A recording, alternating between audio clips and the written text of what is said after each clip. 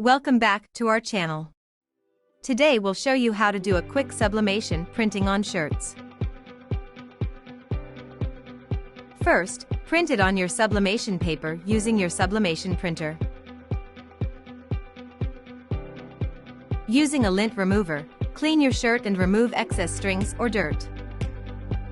Insert a cardboard in between your shirt to avoid ink bleeding.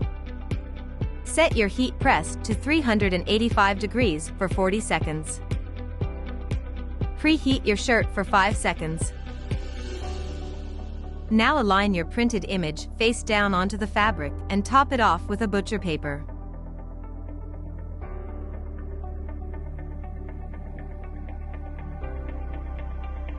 Apply your heat press into your design.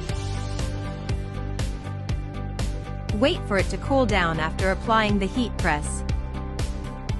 Now your text-to-image design is now printed on your shirt.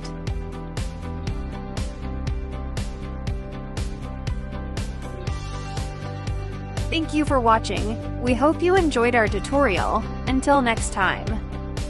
Don't forget to subscribe to our channel to get the most recent updates on our upcoming videos.